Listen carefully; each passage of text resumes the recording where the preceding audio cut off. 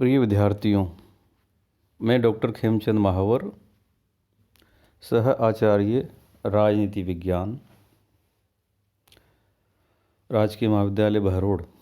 आज हम मत्स्य विश्वविद्यालय के पाठ्यक्रम के अनुसार बीए द्वितीय वर्ष का जो प्रथम प्रश्न पत्र है, प्रमुख राज्य व्यवस्थाएं या विश्व के प्रमुख संविधान, उसमें से ब्रिटेन का संविधान का अध्ययन हम कर रहे थे। उसी प्रक्रम में आज हम इसका आगे का अध्याय सम्राट और राजमुकुट में अंतर का अध्ययन हम करेंगे। परीक्षा में अक्सर जो छोटे प्रश्न आते हैं, लघुत्तरात्मक प्रश्न, उसमें 2 नंबर का प्रश्न पूछ लिया जाता है कि सम्राट और राजमुकुट में या राजा और राजमुकुट में या किंग और क्राउन में 2 अंतर बताइए या 4 अंतर बताइए। इसलिए इस प्रश्न का हल करना आवश्यक है। विद्यार्थियों को ये कंसेप्ट क्लियर होना चाहिए कि सम्राट क्या है और राजमुकुट क्या है। उसी प्रक्रम में सबसे पहले हम इसका अर्थ समझते हैं कि वास्तव में राजमुकुट का क्या अर्थ है। देखिए, सामान्यतः जो भारतीय परिवेश है, भारतीय परिप्रेक्ष्य है, उसमें राजमुकुट का अर्थ कोई भी राजा जो सिर पर मुकुट धारण करता है वो एक राजमुकुट का प्रतीक सा प्रतीत होता है, या उसको माना जाता है कि भाई ये सम्राट है, इनके ऊपर ये क्राउन या मुकुट या राजमुकुट रख दिया गया है और वो एक राजा का प्रतीक होता है। किंतु वास्तव में मुकुट पहनने से कोई राजा नहीं हो जाता, सम्राट नहीं हो जाता। मुकुट कोई भी पहन सकता है। यहाँ जो इसका वास्तविक अर्थ है वो यही है कि राजा कोई भी व्यक्ति हो सकता है, या फिर इंग्लैंड के संदर्भ में कहें तो वंश परंपरागत आधार पर जो प्रोटेस्टेंट फैमिली है उसका व्यक्ति वो ही सम्राट बनता है या राजा बनता है। तो राजा व्यक्ति हो सकता है, किंतु राजमुकुट का अभिप्राय एक संस्थात्मक रूप है, अर्थात राजमुकुट एक संस्था है, एक इंस्टीट्यूशन है, एक ऐसी संस्था है जिसके माध्यम से अनेक राजकार्य संपादित किए जाते हैं। लगभग 150 वर्ष पूर्व, या यूँ कह लीजिए 200 वर्ष पूर्व, जैसे कि भारत में भी जब इंग्लैंड का शासन था, महारानी विक्टोरिया हुआ करती थी, कंपनी को जो उन्होंने व्यापार करने का अधिकार दिया था, तो 200 वर्ष पूर्व तक या 150 वर्ष पूर्व तक इंग्लैंड में सम्राट और राजमुकुट में कोई अंतर नहीं था। अर्थात सम्राट ही राजमुकुट था, राजमुकुट ही सम्राट था, यानी कि सम्राट ही संस्था थी और संस्था ही सम्राट था। इसका अभिप्राय यही है कि उस समय सम्राट द्वारा लिया गया निर्णय ही सर्वमान्य हुआ करता था।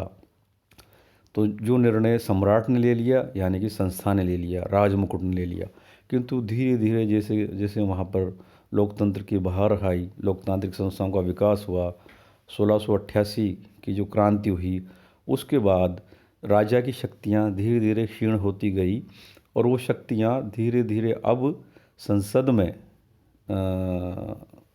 में मर्ज हो गई, या संसद अधिक शक्तिशाली होता गया और सम्राट सीमित अधिकार वाला या रबड़ की मोहर, मान लीजिए जैसे कि भारत का राष्ट्रपति है ये, तो रबड़ की मोहर जैसा हो गया।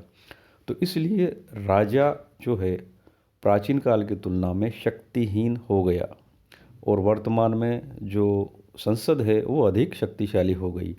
तो आज के संदर्भ में यदि इसकी परिभाषा करें कि राजमुकुट क्या है, व्हाट इज़ क्राउन, तो उसका सीधा सा अभिप्राय है सम्राट प्लस मंत्री प्लस संसद, ये सब मिलकर राजमुकुट बनती हैं।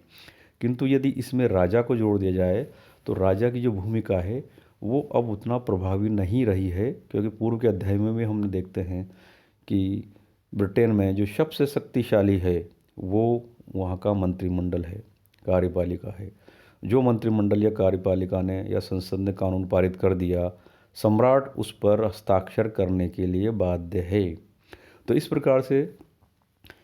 प्रकार से सम्राट एक व्यक्ति हो गया, व्यक्तिगत रूप से जो उसकी इमेज है, छवि है, तो व्यक्ति के रूप में राजा और संस्था के रूप में वो राजमुकुट है।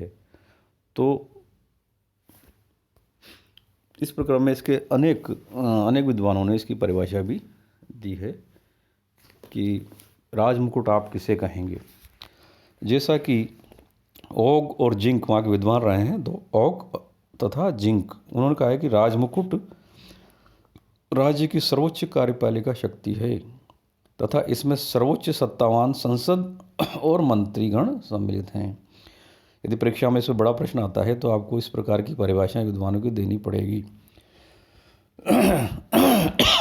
तो ओग और जिंक ने क्या कहा है?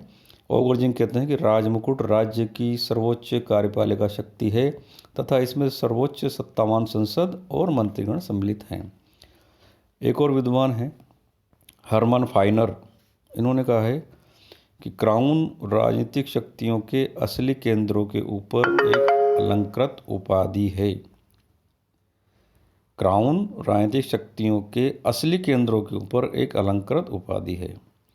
इसी प्रकार सिडनी लो ने भी कहा है कि क्राउन को एक सुविधाजनक काम चलाऊ उपकल्पना है।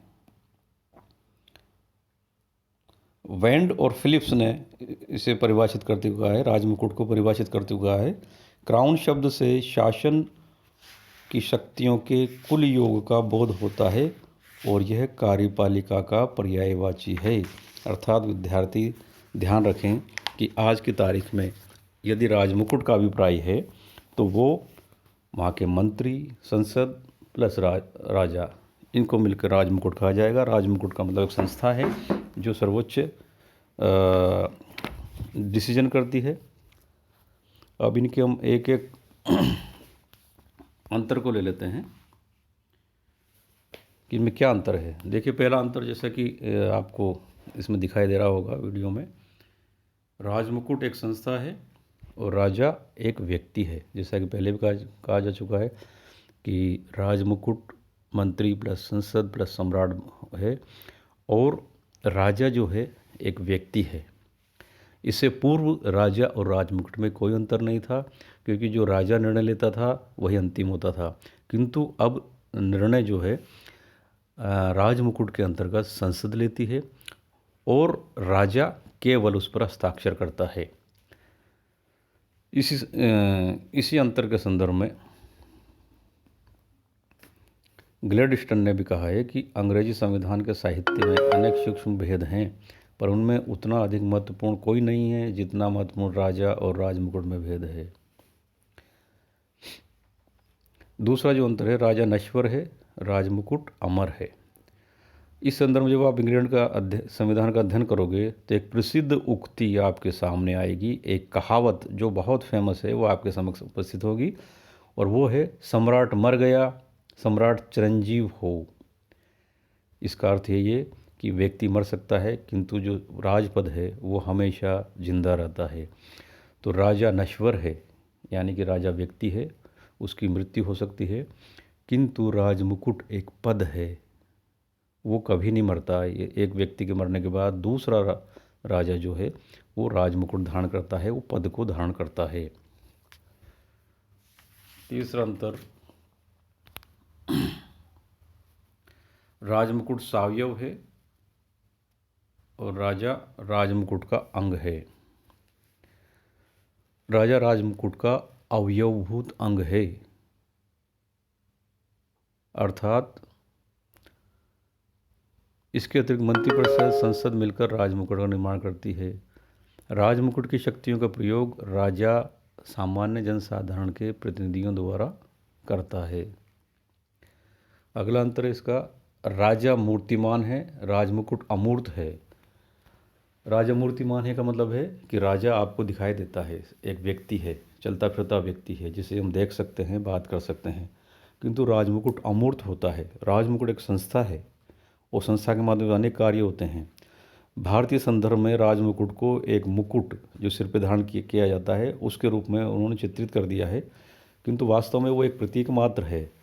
राजमुकुट एक पद है जो अदृश्य है, उस पद पर आसीन व्यक्ति अपनी शक्तियों का प्रयोग करता है, किंतु जो आसीन व्यक्ति है वो व्यक्ति मूर्तिमान है, वो कोई भी पदधारी हो सकता है और सम्राट भी हो सकता है।